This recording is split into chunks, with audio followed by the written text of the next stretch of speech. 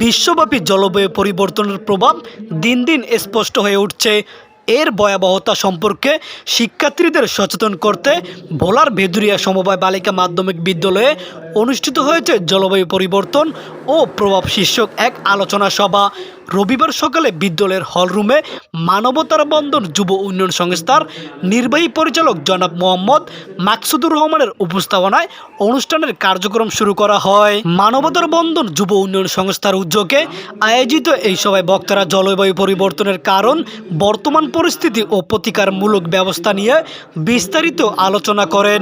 তারা বলেন, বন ধ্বংস, অতিরিক্ত কার্বন নিঃসরণ ও পরিবেশ দূষণই জলবায়ু পরিবর্তনের প্রধান কারণ। এখনই সচেতন না হলে ভবিষ্যৎ প্রজন্মের জন্য ভয়াবহ পরিস্থিতি তৈরি হতে পারে।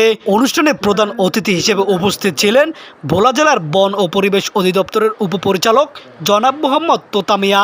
বিশেষ অতিথি হিসেবে উপস্থিত ছিলেন ভেদুরিয়া সমবায় বালিকা মাধ্যমিক বিদ্যালয়ের প্রধান শিক্ষক জনাব মোহাম্মদ হাদিস। আরও উপস্থিত ছিলেন মানবতার বন্ধন যুব উন্নয়ন সংস্থার নির্বাহী পরিচালক জনাব মোহাম্মদ মাকসুদুর রহমান ও সদস্য আমেনা খানম। এ সময় তারা শিক্ষার্থীদের উদ্দেশ্যে আরও বলেন, প্রকৃতিতে ভালোবাসা ও গাছ লাগানোই হচ্ছে পরিবেশ রক্ষার সবচেয়ে বড় কার্যকর উপায়।